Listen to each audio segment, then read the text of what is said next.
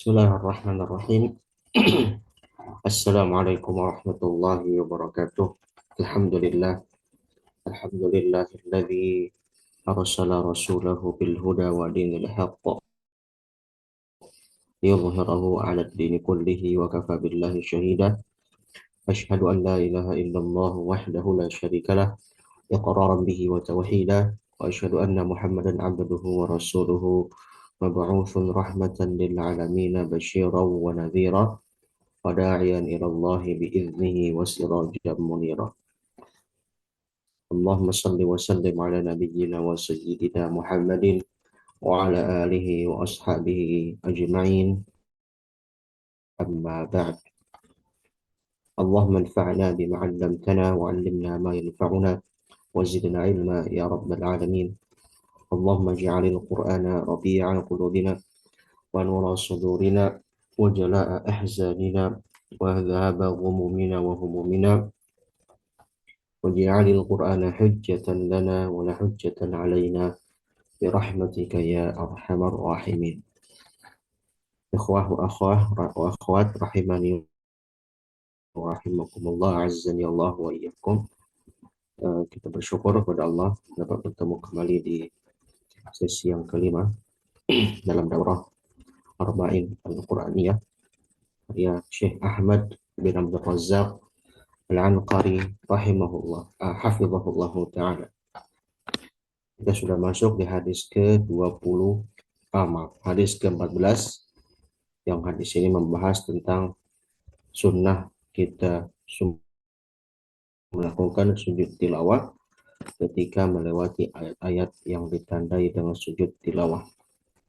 Bismillahirrahmanirrahim. Alhamdulillah wassalatu wassalamu ala Rasulillah. Allahumma ighfir lana wa liwalidina wa li syuyukhina wa li jami'il muslimin. Qala Syekh Ahmad ibn Abdul Razzaq Al-Anqari hafizahullah fi kitabih wa nafa'ana Allah bi ulumihi fid dharain. Al-hadits ar-rabi' ashar. Yustahabbu liman marra bi ayati sajdah an yasjud. Dianjurkan bagi orang yang melewati ayat sajadah untuk bersujud. An Abi Hurairah radhiyallahu anhu qala Rasulullah sallallahu alaihi wasallam idza qara'a ibnu Adam as-sajdata fasajada i'tazala asy-syaitanu yabki yaqulu ya wailah umira ibnu Adam bis-sujud fasajada falahul jannah wa umirtu bis-sujud fa'asaitu faliyan nar. Rawahu Muslim wa 'inda al-Baghawi fi sunnah fa yaqulu ya wailah umira hadha bis-sujud ila akhir al-hadits.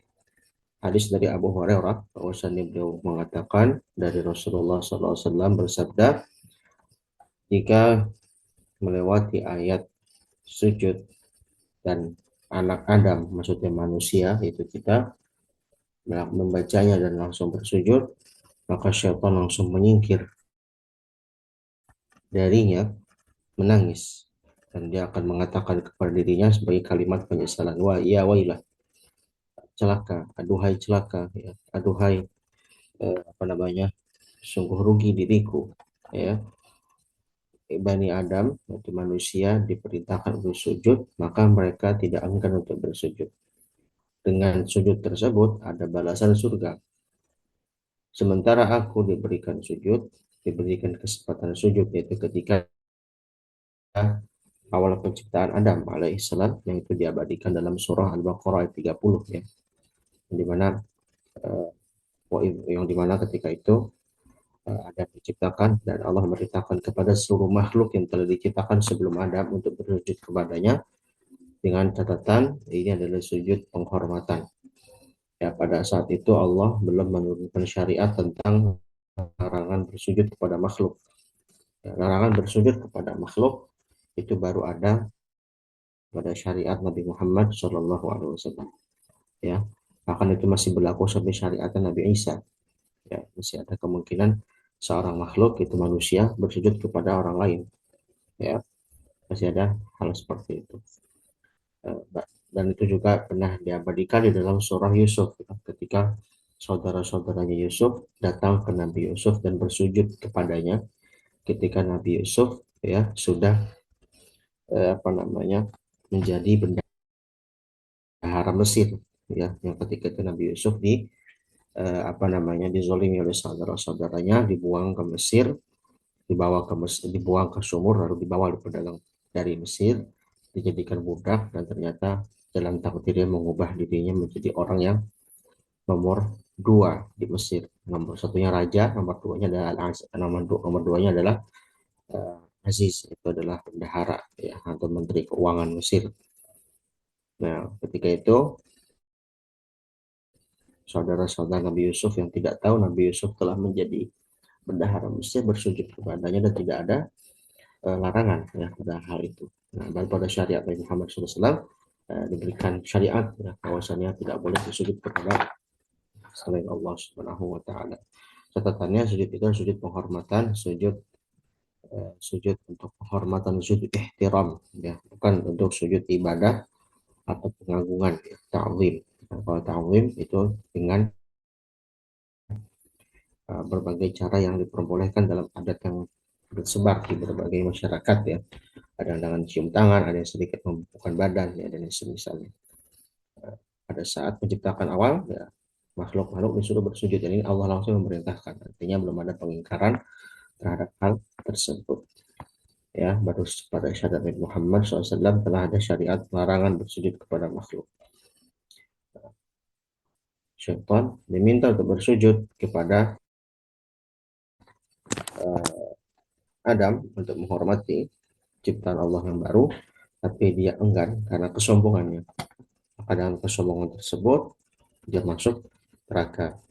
Nah, ta'liq dari hadis ini dari beberapa penjelasan, ya. Fi hadzal hadits syarif yukhbiru Nabi sallallahu alaihi wasallam an ibadati hiya min a'zamil ibadat wa hiya sujud lillahi ta'ala wahdahu la syarika lahu wal khudu' wat tadhallul wal inkisar wal inqiyad lahu subhanahu wa ta'ala wa an fadli man ata'a wa awamir Allah azza wa jalla wa akhlasu sujud lillahi wahdahu la syarika lahu min fadlin 'azim wa jannatin wa na'im wa maqamin karim wa fi jaza'u man khalafa al-awamir wa irtakaba an-nawahi wa amma sujud lillahi ta'ala fa ya wailah man saqar ayadan billahi ta'ala minan nirani wa ahliha.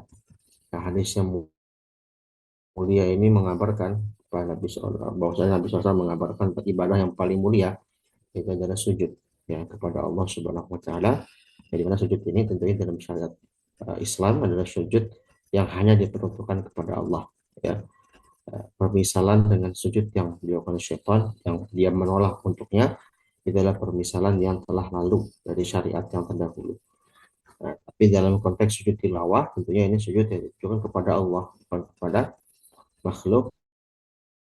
Dalam sujud itu menunjukkan kepada kita kerendahan hati, kehinaan diri kita di hadapan Allah, ya, kepatuhan kepadanya, keutamaan untuk mentaati perintahnya dan menjauhi larangan-larangannya. Dengan bersujud itu kita telah merendah, ya. Dengan bersujud kita telah membuang ego dalam diri kita yang kita mungkin banggakan, yang mungkin kita apa namanya, muliakan, ya.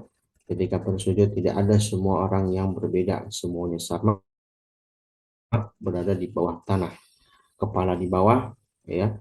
Semua pakaian yang dipakai dengan berbagai harga dan kualitas, ya, semua harta yang dia miliki akan rendah dengan melakukan tindakan sujud. Tapi sujud kepada Allah adalah suatu kemuliaan di sisi lain. Karena dengan sujud kepada Allah Subhanahu wa taala berarti kita telah menyerahkan kemuliaan yang kita miliki atau keutamaan yang kita miliki kepada pemilik keutamaan tersebut, ya, yang telah mengangkat diri kita dan memuliakan diri kita. Baik. Di sini pembahasan yang lebih spesifik terkait tentang hukum sujud tilawah, ya. Oke. Nah, di antara eh, konteks sujud tilawah yang perlu kita perhatikan pertama dari sisi doa. Ya, doa sujud tilawah ada beberapa versi, ya. Ada beberapa versi yang bisa saya tandai. Di antaranya bisa dengan doa sujud pada umumnya. Subhana rabbiyal a'la, ini paling minimal, ya. Kalau dalam riwayat Tirmidzi, yaitu nanti pakai wa bihamdihi, ya itu boleh juga ya, sebagaimana di rukuk subhana rabbiyal azim wa bihamdihi ya. Tapi memang yang rabbiyal a'la dan rabbiyal azim tanpa bihamdihi itu diriwayatkan oleh ashabus sihah ya, ashabus sahihain itu Imam Bukhari dan Muslim, sehingga kadar validitasnya lebih didahulukan ya. Terus juga bisa dengan doa subhanaka Allahumma rabbana wa bihamdika Allahumma ghfirli. Nah, ini versi yang lain dari doa rokok dan sujud. Nah, ini bisa dua-duanya ya. Untuk subhanakallahumma rabbana wa bihamdika Allahumma ghfirli. Kalau subhanallah a'la disunahkan 3 kali ya. Kalau subhanakallahumma rabbana wa bihamdika Allahumma ghfirli justru sunnahnya 1 kali ya, walaupun boleh 3 kali karena 3 kali adalah batas maksimal dari batas paling banyak untuk zikir-zikir di rukuk dan di sujud ya, seperti itu. Tapi boleh lebih dari 3 ketika memang kita ingin memperbanyak dan memperlama waktu tersebut ya. Jadi itu banyak yang paling minimal, bukan maksimal ya. Saya sedikit revisi. Banyak yang paling minimal itu ada 3 kali. Yang paling minim adalah 1 kali. Nah, dan bagusnya kita mengkombinasi atau apa namanya, memanfaatkan kesempatan sholat kita dengan versi yang berbeda ya, dengan zikir-zikir yang ada. Satu kesempatan bisa tadi subuh kita pakainya subhana rabbiyal a'la, subhana rabbiyal azim. Nanti di zuhur atau di sholat-sholat sunnah kita pakainya subhanakallahumma rabbana wa bihamdika Allahumma firli. Nah, ini bisa doa yang umum dipakai di dalam uh, sujud tilawah. Nah, ada doa yang lebih spesifik ya, doa yang muayyan ya, doa yang muqayyad ya. Yang ini hanya bisa dibaca di sujud tilawah. Ini juga diriwayatkan oleh beberapa ashabus sunan ya, dan juga para di dalam sahihain ya, juga diriwayatkan hal tersebut. Di antaranya doa yang masyhur, Allahumma laka sajadtu wa bika amantu wa laka aslamtu sajada wajhiya lilladzi khalaqahu wa sawwarahu wa syaqqa sam'ahu wa basarahu bihaulihi wa quwwatihi fatabarakallahu ahsanul khaliqin. Nah, sebagai riwayat nanti ada tambahan di akhirnya fatabarakallahu ahsanul khaliqin, di antara riwayat dari Abu Daud ya. Nah, ada juga nanti yang tidak memakai Allah malaka sajadtu langsung ke sajadah wajhiyah, itu juga boleh ya, seperti itu. Ini versi yang kedua ya, versi yang kedua. Nah, versi yang ketiga ya bisa juga dengan doa yang lain, Allahumma maktub li biha ajra wa wada'anni biha wizra wa ja'alha li'indaka dhukhra wa taqabbalha minni kama taqabbaltaha min 'abdika Daud. Kemudian yang versi yang keempat ya, ini versi yang ketiga ya. Ini doa bisa juga dipraktekkan tapi memang kurang masyhur di kita ya. Tapi ini boleh kita praktekkan sebagai variasi pikiran kita baca dalam sujud tilawah. Cuma yaqumu bila takbir wala taslim in kana kharijus shalah. Kemudian dia berdiri ya, atau maksudnya dia bangkit dari sujud tanpa takbir dan salam kalau di luar sholat. Nah, ini pilihan dari penulis ya. Pilihan dari penulis ya. Yang ini sebenarnya madhabnya madhab eh, selain Syafi'iyah dan Malikiyah ya. Yang adalah Hanabilah dan sebagian mujtahid yang non madhab ya, seperti Syekhul Islam Ibnu Taimiyah ya. Syekhul Islam Ibnu Taimiyah maupun dia bermadhab Hambali, tapi punya beberapa fatwa-fatwa yang tidak sesuai dengan madhab Hambali ya. Begitu pula beberapa ulama-ulama kontemporer ya. Nah, jadi ada khilaf ya, ada khilaf tentang tata caranya yang kita akan bahas ya. Nah, di sini kita langsung membahas yang bagian sebab sujud tilawah. Siapa yang dianjurkan untuk melakukan sujud tilawah? Kalau di kalangan Hanafiyah ya, yang sujud tilawah itu adalah bagi semua orang yang membaca ataupun yang mendengar. Nah, gitu ya. Yang membaca ataupun yang mendengar, bahkan menyimak bacaan ayat sujud tilawah. Ada sami, ada mustami. Nah, kalau qari memang jelas sunnah ya. Qari yang membaca itu jelas sunnah karena dia yang membaca langsung. Nah, jadi yang menjadi khilaf di kalangan ulama madhab adalah yang mendengar dan menyimak. Ya, mendengar itu kan saya sampaikan pernah di sesi sebelumnya, kalau mendengar itu tidak harus benar-benar menyimak dengan seksama.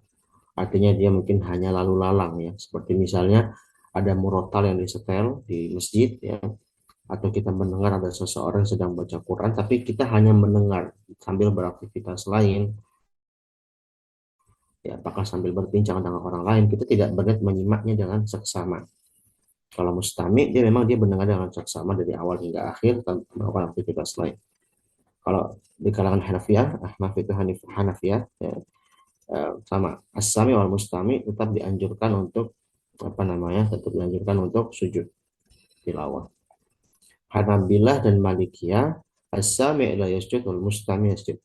Kalau yang pendengar saja, artinya dia hanya lalu lalang, ya, hanya masuk kuping kanan keluar kuping kiri gitu ya, karena dia tidak benar-benar fokus dengan bacaan tersebut, tidak dianjurkan sujud. Tapi kalau mustami justru dianjurkan bersujud. Nah, kalau Syafi'iyah ya, punya tiga pendapat. Nah, ini juga disampaikan dalam At-Tibyan Imam Nawawi. Yang paling asah atau yang paling sahih di antara riwayat madhab dalam Syafi'iyah adalah dianjurkan untuk keduanya ya, tapi tidak dianjurkan baginya, tapi juga tidak ditekankan pada hak yang, artinya maksudnya eh, sami dan mustami ya punya eh, hak yang sama ya, punya hak yang sama untuk mendengarkan atau sujud tilawah. Tetapi yang lebih ditekankan adalah bagi mustami. Jadi hampir mirip dengan Hanabilah dan Malikiyah. Ya, begitu. Bedanya yang satu sunnah muakkad, yang satu sunnah ghairu muakkad. Yang muakkad itu adalah untuk mustami, yang ghairu muakkad itu untuk yang sami'. Gitu ya. Nah, ala kulli hal dari khilaf ini sebenarnya mereka sepakat ya. Sepakat bahwasanya qari itu dianjur, yang paling utama adalah qari'nya, dan mustami itu yang lebih dianjurkan untuk apa namanya bersujud. Ya, dan ini konteksnya umum ya, konteksnya umum untuk sujud tilawah. Jadi tidak hanya di dalam sholat. Kalau dalam sholat kita semuanya mustami. Ya, dalam sholat kita semuanya mustami. Ya, misalnya ada imam sedang membaca sujud tilawah, lalu apa namanya beliau bersujud. Kita dalam sholat walaupun mungkin kita tidak khusyuk ya, kadang-kadang pikiran kita kemana-mana, tapi kita dalam konteks sholat itu kita memang sudah fokus dengan eh, mendengarkan bacaan Quran, kita sudah fokus dengan kegiatan sholat gitu ya, walaupun pikiran kita nggak fokus gitu ya, fisik kita sudah fokus dengan kegiatan sholat, tidak dengan aktivitas lain, maka kita masuk kategori mustami. Maka dalam sholat kita dihukumi semuanya mustami, maka kita dianjurkan mengikuti sujud tilawahnya imam gitu ya. Bahkan menjadi wajib ya, bahkan menjadi wajib karena itu bagian dari konteks mengikuti gerakan imam secara keseluruhan. Innama ju'ilal imamu liyutamma bih, kata Nabi SAW. Imam itu dijadikan untuk diikuti ya, kecuali pada hal-hal yang sifatnya dakoik ya, atau pada hal-hal yang rinci yang itu nggak bisa kita lihat dan kita juga nggak perlu contohkan pada hal tersebut. Misalnya ketika imam bersedekap ya dalam sholat, dia memilihnya di dada atau di perut atau di pusar. Nah, itu kita nggak perlu ikuti, ya harus sama kayak hal tersebut karena itu bagian yang tidak terlihat oleh mata kita dan tidak menjadi kewajiban kita untuk mengikuti hal-hal yang rinci seperti itu. Gitu ya. Imam membaca iftitah atau tidak itu adalah bagian dari sunnah iftitah. Bahkan tidak membaca iftitah itu tidak menjadikan sholat tidak sah, ya, karena iftitah itu bagian dari sunnah. Pun kalau membaca iftitah, doanya iftitahnya pakai Allah Akbar kabiro atau pakai yang lain, Allahumma baik baini ya, atau pakai hamdan katsiran thayyiban mubarakan fi, atau yang lain-lain, yang itu juga kita tidak perlu sama dengannya gitu ya, seperti itu. Nah, berbeda dengan hal-hal yang zahir yang nampak ya. yang itu kita bisa ikuti tanpa harus melihat dari hal-hal yang perinci seperti yang termasuk sujud ya, sujud tilawah. Makanya kita harus mengikuti. Nah, kalau kita mengikuti sujud tilawahnya imam, nah kita bisa batal sholatnya karena kita tidak mengikuti gerakan imam yang harus diikuti. Ya seperti itu. Nah, kecuali kalau tidak tahu, nah ini di konteksnya kita akan bahas gimana kalau misalnya imam banyak ayat sujud tilawah, ya utamanya buat perempuan ya, jamaah perempuan yang terkadang terhalangi dengan tirai ya di masjid ya, sehingga nggak bisa melihat gerakan imam atau gerakan jamaah laki-laki yang di depannya ya. Biasanya lagi baca ayat langsung rukuk, ini tiba-tiba langsung sujud. Nah, nggak tahu itu ya konteksnya. Maka itu nanti gimana kita akan bahas di bahasan bawah ya. Gitu. Oke, yang jelas antara mustami dan qori ini yang disepakati. Tinggal yang sami'nya saja yang menjadi khilaf ya. Seperti itu. Tapi ala kulli hal, kalau kita mau mencari eh, apa namanya mau mencari pandangan yang lebih ideal ya, maka memang kita bersujud semuanya. Bahkan sami sekalipun ya sebagai penghormatan terhadap ayat sujud tilawah yang kita lakukan ya. Dari sisi hukum ya, dhahaba jumhurul ulama ila annahu sunnah muakkadah thabitah 'an nabi sallallahu alaihi wasallam wa qad dawama alaihi wa fa'alahu fi jama'atin min ashabi wa fa'alahu sahabah radhiyallahu anhum wan nasu min ba'dihim wa hadha qawlu jamahiri ahli ilmi wa dhahaba Abu Hanifah wa ashabu annahu wajib. Ya, mayoritas ulama, utama dari kalangan tiga madhab, Malikiyah, Syafi'iyah, dan Hanabilah, berpendapat bahwasanya itu adalah sunnah muakkadah yang tetap dari Nabi SAW dan dilakukan oleh para sahabat beliau dan bahkan konsisten terhadap hal tersebut.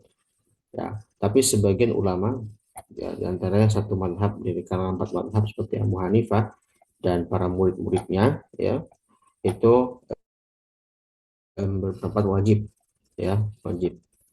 Wa qawlu jumhuri wal aqrab lil adillah minha hadits Zaid bin Thabit qala qara'tu 'ala Nabi SAW wa najmi falam yasjud fiha akhrajahu al-Bukhari wa Muslim wa bawwaba alaihi al-Bukhari yaqulu baba man qara'a sajdah wa lam yasjud.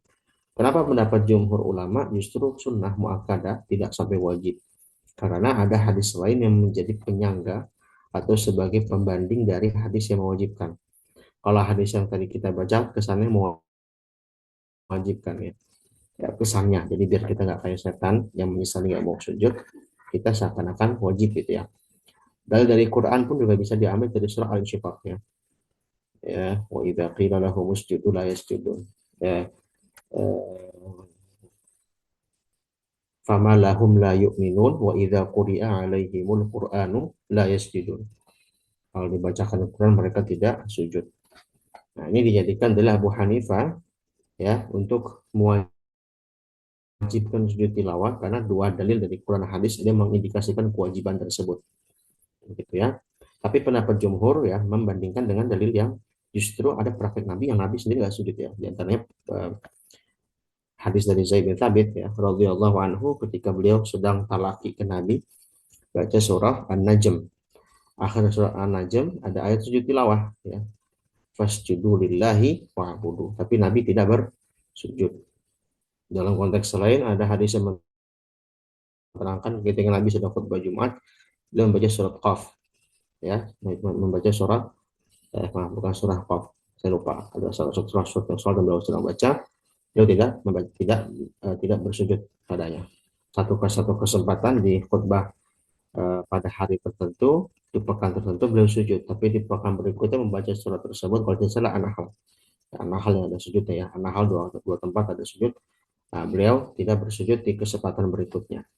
Maka di sini ulama memberikan pendapat yang lebih sesuai dengan perbandingan dalil.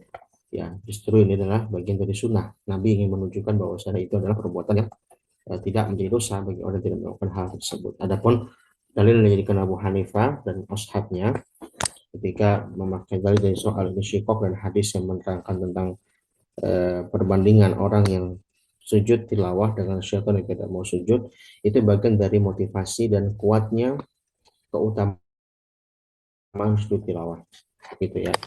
Untuk konteks yang soal Insyiqaq itu kan konteksnya untuk orang kafir ya. Ya, fama lahum la yu'minun. Nah, maka kenapa mereka tidak mau beriman? Wa idza quri'a alaihimul Qur'an la yasjudun. Ini artinya orang yang nggak mau sujud karena sebab kekafiran, gitu ya. Bukan seperti orang mukmin yang nggak sujud karena memang pilihannya sunnah, gitu. Ada rukhsah di situ misalnya, gitu ya. Termasuk di antara hal yang perlu diperhatikan, misalnya memang konteks dalam berjamaah. Ya, ada kalanya imam itu ketika misalnya teringat membaca ayat sajadah di suatu jamaah masjid, ternyata mungkin jamaahnya tidak tahu ada sujud tilawah dan imamnya tidak memberitahukan di awal sholat, ya. Dan ini masih banyak di masyarakat kita yang awam masalah sujud tilawah, ya, untuk apalagi untuk ayat-ayat yang eh, ditandai di dalam mushaf. Maka di antara bijaksananya imam, kalau memang dia mau sujud tilawah di sholat, sebaiknya diberitahukan di awal sebelum sholat, ya, sebelum sholat. Jadi diberitahukan kepada jamaah kita akan ada sujud tilawah di rakaat sekian bla bla bla. Jadi jamaah juga akan tahu, gitu ya. Beda kalau jamaah sudah pada tahu, ya, atau memang berdasarkan kebiasaan yang sudah terjadi di masyarakat yang umum, ya. Kalau di Mekah Madinah memang tidak pernah ada pengumuman itu karena di Mekah Madinah sudah dianggap kita sudah paham semua dan berdasarkan kebiasaan masyarakat setempat yang sudah eh, tahu kapan imam akan sujud tilawah, kapan tidak, ya, seperti itu. Nah, kalau di masalah kita masalahnya masih banyak awal masalah ini. Nah, maka kalau untuk menghindari fitnah, ya, terkadang ada, ya, dulu pernah ada orang yang sholat subuh, ya, di salah satu masjid, ya, terus imamnya sujud tilawah membaca surah as-sajdah yang ada yang sujud tilawahnya. Sujud, ketika sujud dia kaget, ya, kok nggak rukuk dulu langsung sujud, gitu kan. Setelah sholat dia langsung apa namanya mengatakan ini adalah masjid yang menyimpang, katanya, aliran menyimpang, aliran yang nggak benar, gitu ya. Padahal bukan nggak benar, cuma dia aja belum paham, gitu ya. Nah, kalau misalnya seperti itu, ya, maka sebaiknya kita beritahukan di awal. Kalau ada jamaah yang masbuk, ya itu berarti salah dia yang nggak tahu, ya. Kita minimal sampaikan untuk jamaah yang awal yang datang. Nah, kalau misalnya kita lupa memberitahukan, gitu ya, dan jamaah belum tahu, kita tidak sujud tidak mengapa karena tidak berdosa, gitu ya.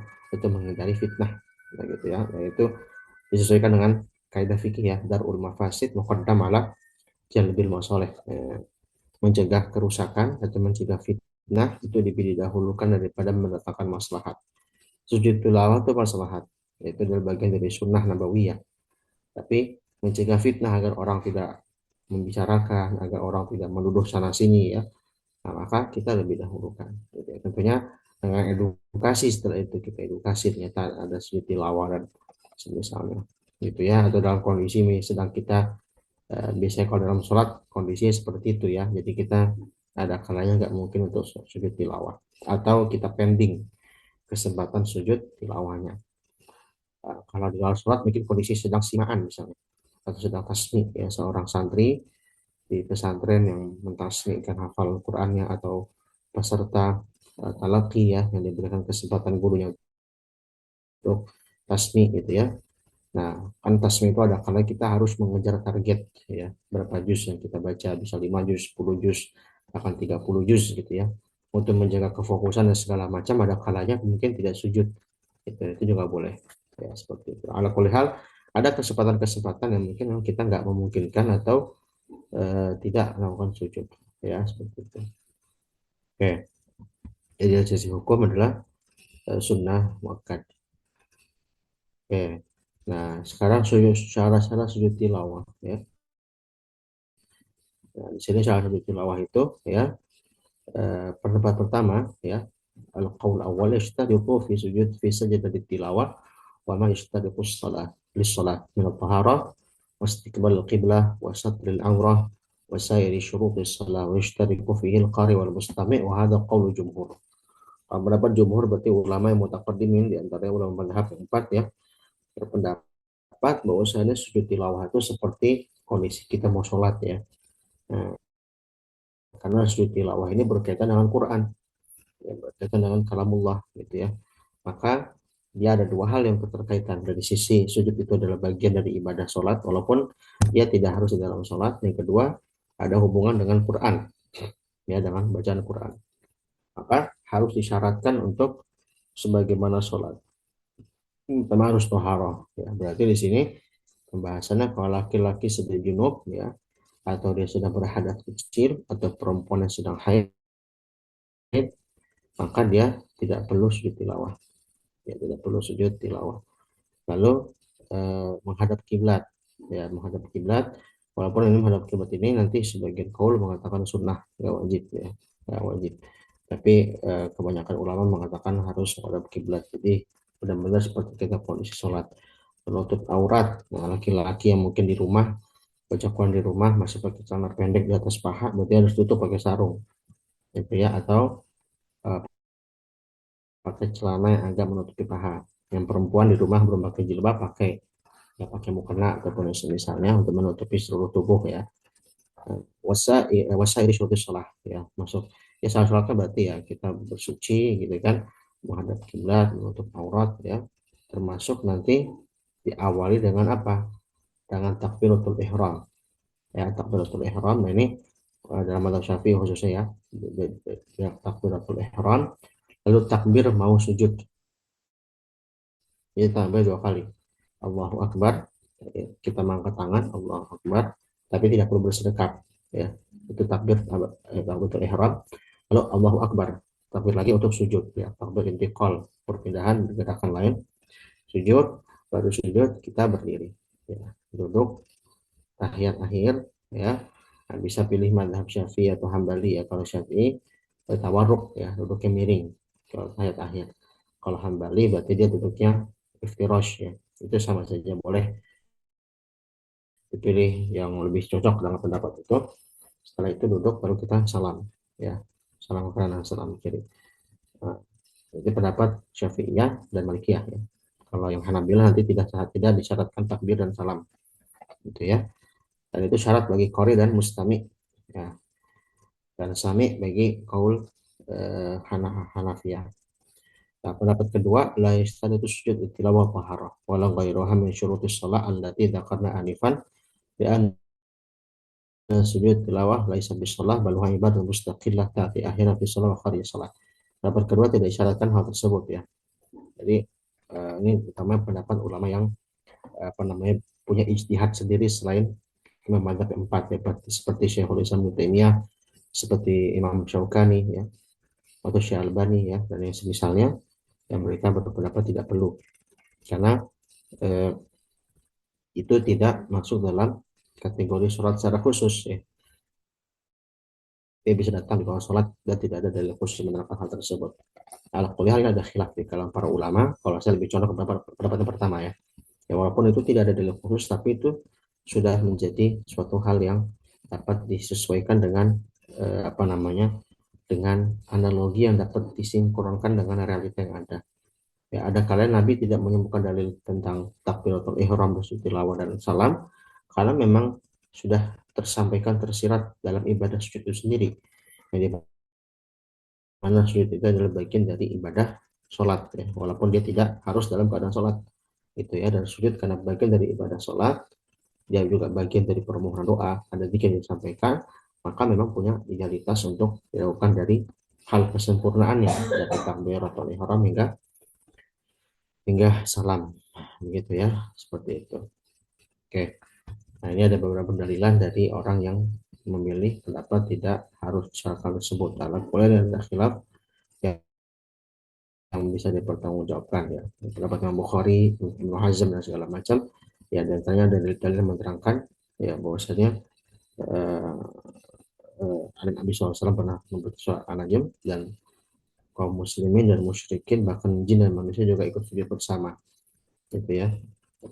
Artinya orang musyrik kan dia najis, ya, dia tidak apa namanya tidak tidak tidak bersuci dan bahkan najis secara hati pun juga, gitu ya, yang mereka bersujud. Nah, itu jadi dalil bagi yang memilih tidak bersuci, ya, atau memilih dengan teknik sholat, artinya langsung sujud aja, begitu, tanpa harus ada salam dan semisalnya. Ya, lakukan semuanya pendapat yang dapat dipertanggungjawabkan penulis sendiri memilih untuk yang pendapat yang kedua, ya tidak disyaratkan hal tersebut.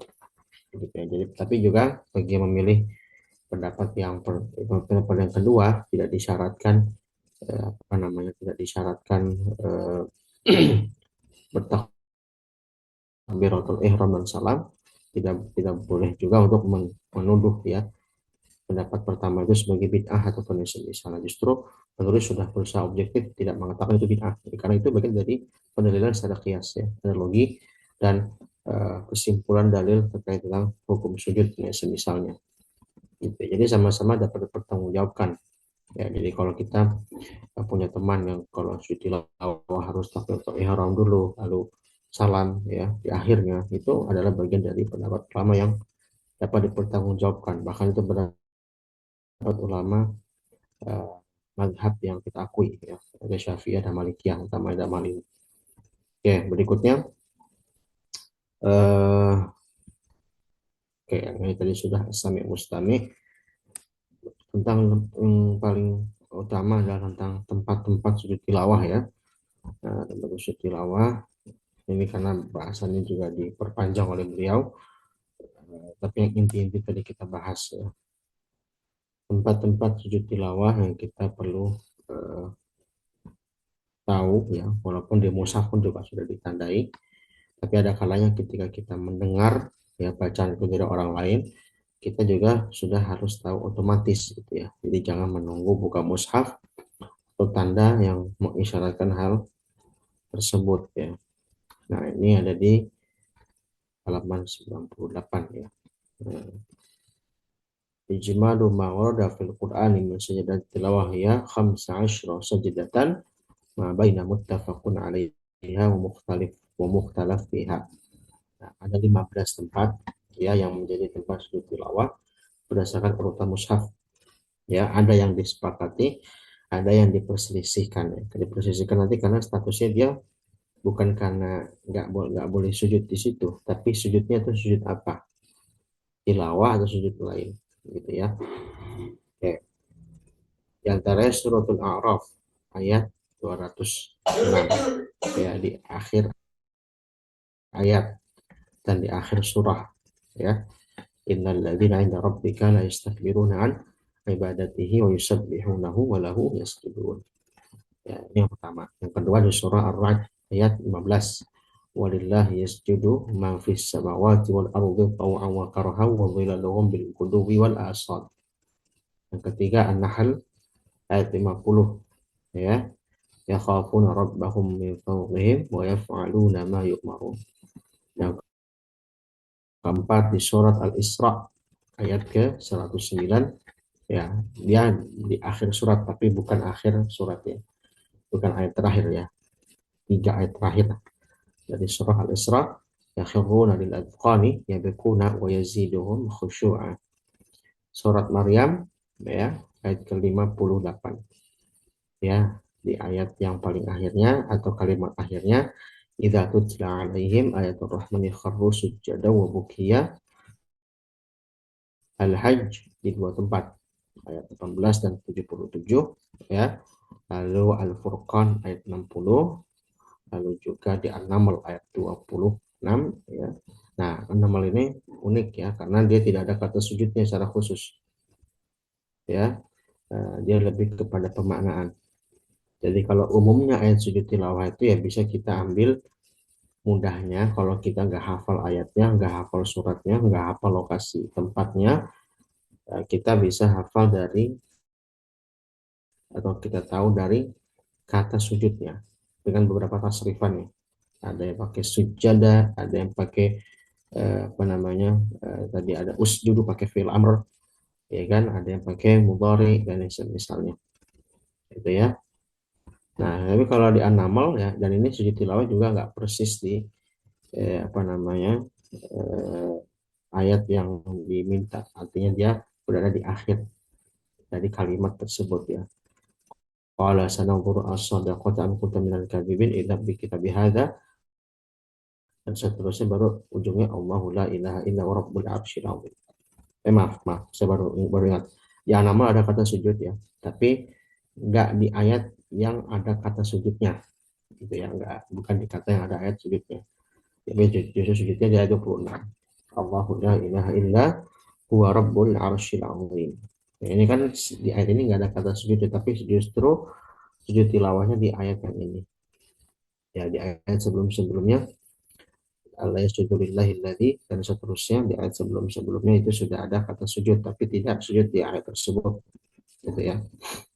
Lalu As-Sajdah 15, ada berikutnya surat As-Sad ayat 24. Nah, menjadi khilaf itu di surat Sad ya. Ya, tepatnya dikata wa kharra raki'an wa anab. Nah, ayat 11 ini juga sama, tidak ada kata sujud secara khusus ya. Indikasinya paling kharra. Kharra itu merunduk, merunduk ke tanah. Artinya memang berusaha untuk menundukkan badan. Ya, tapi tidak pakai kata sajadah, tidak pakai kata usjudu dan semisalnya. Ya, wa kharra raki'an wa anab. Raki'an orang yang ruku, gitu ya. Nah, di sini khilafnya, kalau Syafi'iyah berpendapat sujud ini adalah sujud syukur, ya. Ungkapan sujud syukur dari Nabi Daud alaihissalam ya, ketika telah menyelesaikan suatu masalah persengketaan. Ini kan ayat ini kan membahas tentang persengketaan yang dialami ya oleh kaumnya, dan Nabi Daud diputuskan untuk memberikan keputusan yang adil. Gitu ya. Nah, di akhir kisah itu beliau memberikan statement syukur, gitu ya. Maka sujud di dalam surah Shad ayat 24 dalam mazhab Syafi'i itu adalah sujud syukur. Kalau sujud syukur berarti nggak boleh di dalam sujud, nggak boleh dilakukan di dalam sholat. Ya, bahkan bisa membatalkan sholat kalau kita sujud di surat Shad ayat 24 dalam sholat ya, dalam sholat ya. Dalam sholat itu yang hanya boleh dilakukan sujud yang kita lakukan biasanya atau sujud tilawah, itu hanya boleh. Selain itu sujud syukur nggak boleh, gitu ya. Tapi kalau di luar sholat maka silahkan. Ya, istilahnya azimatus sujud ya. Azimatus sujud dan sujud yang boleh kita lakukan dalam sholat. Ya, memang ada keutamaan kita bisa lakukan dalam sholat begitu ya. Tapi kalau di luar sholat itu bisa membatalkan. Kalau di luar sholat itu boleh kita lakukan, tapi kalau di dalam sholat bisa membatalkan karena itu bukan sujud tilawah. Itu ya. Itu juga disampaikan Imam Nawawi dalam artikelnya. Eh, dan itu yang saya pilih ya. Jadi banyak ulama mazhab Syafi'i yang di sholat itu nggak sujud tilawah di dalam sholat eh, fardu ataupun sunnah. Ya, tapi di luar itu mereka bersujud untuk sujud tafaulan dari perbuatan Nabi Daud alaihissalam.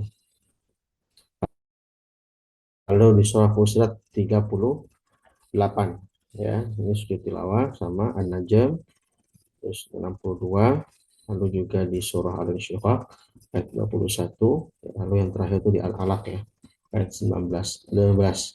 Jadi 15 itu yang masuk kategori sujud, yang satu yang diperselisihkan ya, yang diperselisihkan sebagai sujud tilawah ataupun sujud syukur gitu ya.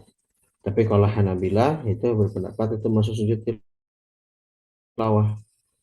Nah, begitu. Maka setahu saya kalau di Masjidil Haram, di Masjid Nabawi gitu ya, itu imamnya tetap sujud di surat Shad itu. Karena pandangan mazhab tersebut itu masuk kategori sujud tilawah. Gitu ya. Gimana kalau kita pilih itu sebagai sujud syukur, apa kita harus ikut? Ya benar tidak harus. Gitu ya. Kalau misalnya kita berpandangan bahwasannya itu bukan sujud tilawah, tapi itu sujud syukur untuk surat Shad tadi, maka kita nggak apa-apa nggak ikut imam sujud. Ya, karena kita meyakini itu bukan azim atau sujud, dan bahkan itu konsekuensinya kalau nggak azim atau sujud bisa membatalkan sholat ya, bisa membatalkan sholat. Maka kalau kita nggak ikut imamnya tidak masalah ya, karena itu ada khilaf di kalangan ulama. Tapi yang lainnya ya, yang lainnya itu ya disepakati sebagai sujud tilawah, maka kita harus ikuti gitu ya, seperti itu. Dalam dari perspektif kiroat ya, itu nanti pembagiannya juga ada perbedaan ya, ada yang cuma 13 ya, ada yang 14 ya. Ya, di antara seperti mazhab Malik ya, mazhab Maliki ya, itu nanti ada beberapa yang dihapus ya, yang nggak masuk kategori sujud tilawah gitu ya. Jadi memang tidak ada tanda sujudnya, dan itu diadopsi dalam qiraat Nafi', ya, riwayat Waras dan Qalun dalam mushaf yang sekarang mungkin cetak di Mesir atau di Maroko ya. Itu ada beberapa ayat sujud tilawah yang tadi kita sebutkan, tapi nggak masuk kategori sujud tilawah. Dan juga bukan sujud syukur, jadi bukan sujud. Gitu ya, jadi seperti Al-Hajj ya. Al-Hajj yang bagian pertama ada tidak memasukkan ya, dan misalnya. Gitu. Dan itu memang berdasarkan riwayat ya, itu berdasarkan riwayat. Jadi ini kalau kita tanya sebabnya kenapa ini sujud apa ini enggak, itu karena riwayat. Ya, sebabnya karena riwayat yang berbeda. Dan juga tindakan Nabi SAW juga terkadang sujud, terkadang tidak pada tempat tersebut. Gitu ya. Oke, oke. Oh, di sini juga disampaikan ya bahwasanya justru di kalangan mazhab Hanabilah itu jika ada pendapat yang mengatakan untuk surat short itu juga sujud syukur. Nah, jadi mungkin kalau Imam Haromen yang tetap sujud tilawah mungkin memilih mazhab lainnya seperti Imam Malik atau Abu Hanifah. Tadi itu ada pendapat dari mazhab Hanabilah sampaikan bahwasannya Muslim Ahmad sendiri tidak memilih sujud tilawah dari surat short. Ya, karena itu sujud syukur khusus dalam sholat ya. Seperti itu. Oke, itu terkait tempat-tempat sujud tilawah. Nah, jadi minimal kita tahu eh, kata-kata sujudnya paling minimal itu ya. Kalau kita belum hafal 30 juz ya, atau kita menghafal ayat yang memang menjadi tempat sujud. Nah, itu paling minimal sekali. Ya, paling minimal sekali. Jadi kalau kita jadi makmum terus imam baca ayat-ayat tersebut, kita sudah bisa otomatis ikut gitu ya. Kadang-kadang kita apalagi kalaupun laki-laki ya, kalau di soft depan mungkin masih bisa mudah melihat imam, tapi kalau di soft paling belakang gitu ya, apalagi mungkin di luar masjid, kalau masjidnya lagi penuh gitu ya, terkadang mungkin kita nggak peka terhadap gerakan imam ya, lagi sujud ternyata kita nggak ikut sujud karena mungkin nggak tahu. Nah, maka kita sebisa mungkin sudah hafal beberapa ayat-ayat sujud tilawah yang tadi disampaikan gitu ya. Ya, kalau karena ketidaktahuan, ya maka itu adalah bagian dari hal yang dimaklumi. Ya, bagian dari hal yang dimaklumi. Atau tidak menjadi tidak sah sholatnya ataupun yang semisalnya ya seperti itu. Oke, berikutnya kita lanjut ke hadis nomor 15. Ya. Karahatu raf'i sauti bil Quran idza kana min hawlihi yata'adza bih. Anil Bayadhi radhiyallahu anhu anna Rasulullah sallallahu alaihi wasallam kharaja 'ala an-nasi wa hum yusalluna wa qad alat aswatuhum bil qira'ah. Faqala innal musalli yunaji rabbahu 'azza wa jalla falyanzur ma yunajihi wa la yajhar ba'dukum 'ala ba'din bil Qur'an. Rawahu Ahmad wa Malik wa Nasa'i wa Baihaqi wa Sahahul Haythami. Riwayat dari Bayadhi radhiyallahu anhu bahwa Rasulullah SAW bersabda, Rasulullah SAW keluar ke hadapan manusia, maksudnya ke sahabat beliau, dan sholat, ya, mereka dalam keadaan sedang sholat. Lalu ada di antara mereka, ya, yang sedang meninggikan bacaan Qur'annya di dalam sholat itu ya. Jadi ya, dia melihat sahabat-sahabatnya sedang sholat, terus ada seseorang yang meninggikan suara mereka. Dan itu akhirnya mengganggu orang yang lain yang sedang tidak baca Quran atau yang sedang ada kegiatan lain dan semisalnya. Kata beliau, indal musalli yunaji rabbah. Sesungguhnya orang sesuatu sedang munajat kepada Tuhannya. Maka lihatlah apa yang kamu sedang munajatkan. Ya, maksudnya jangan sampai suara keras itu kan biasanya untuk memberikan suatu penegasan, gitu ya, atau memberikan penekanan pada hal tertentu. Ya, kita mohon kepada Allah itu sebenarnya nggak butuh penekanan, yang kita butuh adalah kelembutan, yang kita butuh adalah eh, permohonan yang mendalam gitu ya. Kalau kita teriak-teriak ya, baca Quran atau kita teriak-teriak dalam berdoa itu kesannya kita sedang marah gitu ya, atau sedang apa namanya emosi. Kalau kita doakan kita nggak boleh emosi, doa itu kita mengharap dengan iba, itu mengharap dengan iba, dengan suara yang lirih, sehingga ya, kita pun juga menghayati apa yang kita baca. Dan janganlah saling mengeraskan bacaan satu mengeraskan bacaan sama kalian khususnya dalam konteks bacaan Quran.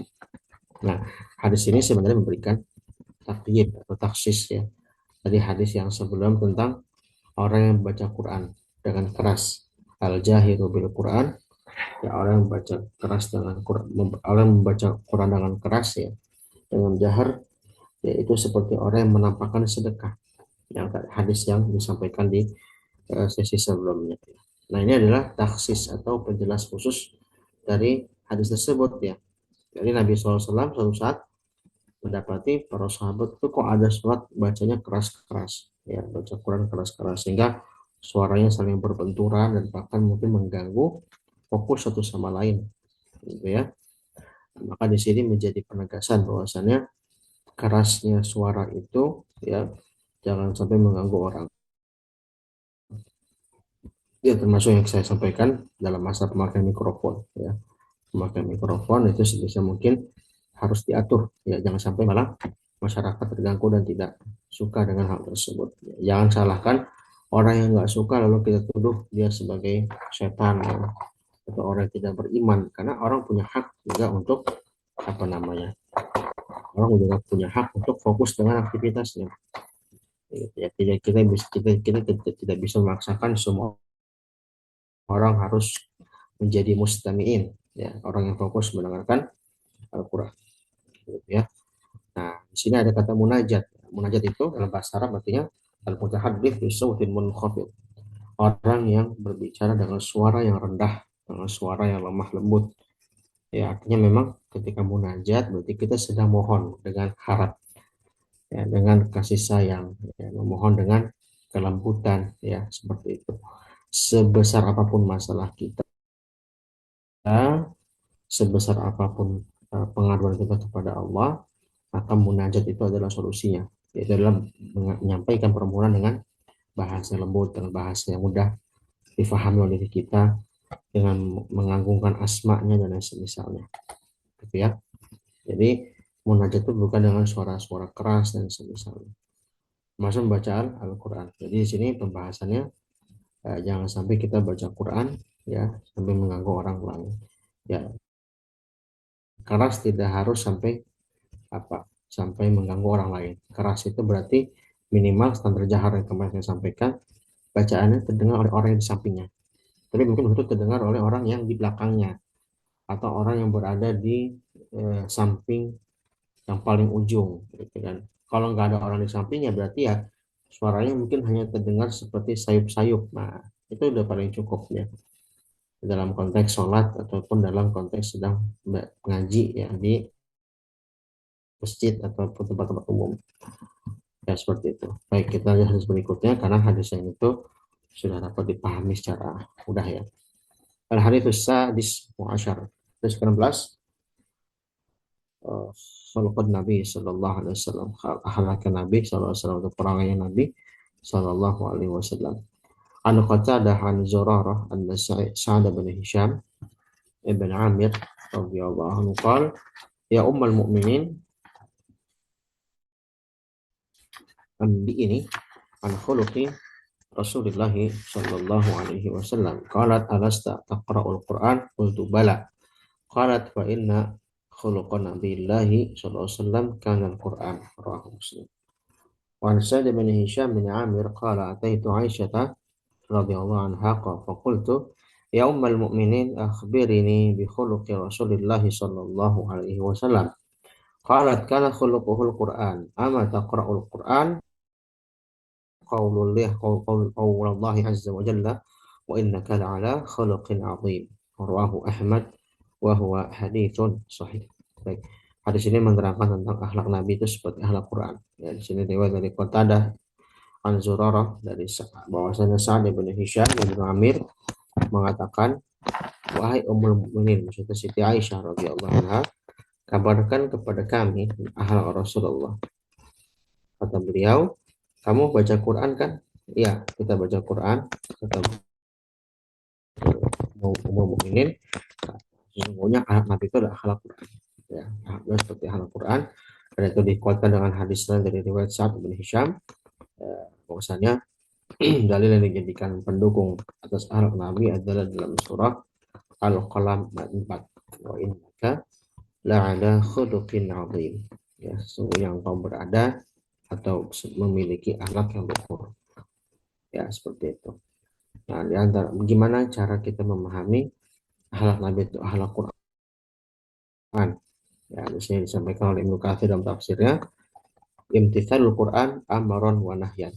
Sajiyatan lahu wa khuluqan tadabba'ahu wa taraka tab'ihil jibilli famahma amarahul Quran fa'alahu wa mahma nahahu anhu tarakahu. Hadza ma'a ma jabalahu Allahu alaihi minal khuluqil azim minal haya'i wal karam wasyaja'ah wasafhi wal hilmi wa kullu khuluqin jami'in kama thabat tafsir surah Al-Qalam. Jadi di antara kriteria akhlak Nabi, akhlak Quran, yaitu adalah beliau menjalankan perintah dan larangan sebagaimana mestinya, bahkan hal-hal yang mungkin pada hal tersebut ya memberatkan dirinya sebagai manusia.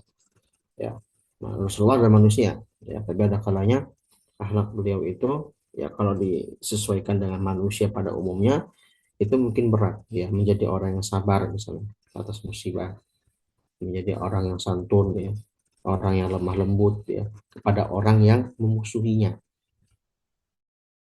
Itu berat, ya, berat sekali, ya. Kita ada kalanya ada orang yang mencela kita, mencemooh kita, ya, bahkan ada orang yang mungkin menjelek-jelekan kita, itu rasanya kita dongkol banget gitu kan, kita rasanya tuh sebel banget, kita pengen cari pembalasan, tapi Nabi nggak begitu, gitu ya. Nabi berusaha membalas itu dengan kebaikan, itu sulit, ya, sulit gitu ya. Artinya itu akhlaknya Nabi. Quran itu memberikan solusi, ya. Kalau kita mau fasfah, kalau kita memberikan kelapangan hati, ya, atas apa namanya suatu perbuatan yang mengenakan diri kita itu lebih baik, ya. Tapi kalau membalas, wajazah usyiatin sayyi'atun mithluha. Kalau membalas keburukan ya maka balas yang serupa, jangan melebihkan. Ada orang mukul kita tanpa uzur sekali, ya kita balas sekali, jangan mukul berkali-kali. Nah, begitu ya, itu contoh sederhana. Gitu ya. Keberanian dalam jihad, ya, dalam berperang atau dalam menyampaikan ilmu. Ya, itu kalau kita bicara secara manusiawi ya, buat apa kita mengorbankan darah dan harta? Ya, maka akhlak Quran Nabi itu adalah akhlak pengorbanan. Ya, jadi bisa saya katakan akhlak Quran Nabi itu adalah intinya pengorbanan pada suatu hal yang sebenarnya bertentangan dengan nafsu. Ya, jadi nafsu itu juga bukan hanya pada perkara ibadah mahdoh. Ya, kalau sholat, puasa itu memang ibadah mahdoh yang memang jelas ya secara naluri manusiawi. Ya, kita jujur saja, kita subuh-subuh nih bangun terus kita ikut ngaji, ya ikut Taurat ini sebenarnya secara nafsu itu kita nggak suka ya. Ya lebih enakan tidur, lebih enakan kita sambil nyeruput makanan, kopi dan segala macam ya sambil nyantai-nyantai, nggak melakukan apapun gitu ya. Itu kalau kita bicara nafsu untuk ibadah-ibadah mahdoh ya. Nah, tapi juga nafsu yang dimaksud ini dalam masalah akhlak berarti perangai ya. Sifat itu juga berpengaruh ya pada kebiasaan kita atau pada pribadi kita gitu ya. Kita bisa menjadi orang sabar itu kan perlu perjuangan dibanding menjadi orang yang emosional. Menjadi orang emosional itu mudah ya. Karena memang kita nih udah diberikan kadar emosi secara naluri ya, menjadi orang yang bersyukur ya atas segala sesuatu ya, mau dapat musibah bersyukur ya, seperti sekarang lagi ada banjir beberapa kawasan daerah Jabodetabek ya. Semoga Allah berikan jalan keluar, dan mungkin bagi para peserta yang mungkin sedang tertimpa musibah banjir atau segala macam, semoga diberikan kemudahan dan jalan keluar yang terbaik ya. Nah itu juga sama ya, bersyukur ketika banjir itu susah gitu ya, bahkan ketika hujan deras ya beberapa waktu ini gitu ya, kita rasanya mungkin ada sebagian kita mengeluh gitu, oh hujan terus sih, pakaian nggak kering-kering gitu kan, keluar kemana-mana jadi nggak bisa gitu ya, padahal sebenarnya kita syukuri saja ya, kita syukuri dan kita berdoa kepada Allah kalau itu hujan ternyata mengakibatkan musibah seperti banjir, kita berdoa agar Allah mengalihkan hujan itu ke tempat yang lain gitu ya, seperti itu, bukan malah kita mencela hujan ya, dan semisalnya itu kan sulit ya. Kalau kita bicara akhlak itu akhlak kita kepada Allah ya. Ya, syukur itu berarti kita kepada Allah, sabar berarti kita mungkin menghadapi perilaku manusia itu sulit ya. Tapi Nabi bisa seperti itu. Nah itulah akhlak Nabi. Jadi akhlak Nabi itu adalah akhlak Quran adalah akhlak pengorbanan. Ya, dia mengorbankan segala sesuatu yang memang menjadi apa namanya menjadi hal yang sulit dalam pribadi kita sebagai manusia pada umumnya. Baik ya, seperti itu. Baik, wallahu a'lam bishawab. Sudah 6:14. Kita insya Allah nanti akan masuk di malam di hadis ke-17 insya Allah ta'ala. Baik, itu saja mungkin materi kita hari ini. Semoga bermanfaat. Semoga kita dapat bertemu lagi di kesempatan berikutnya. Sallallahu alaihi Muhammadin. Subhanakallah bihamdik. Syadu ala ilaha illa anta. Assalamualaikum warahmatullahi wabarakatuh.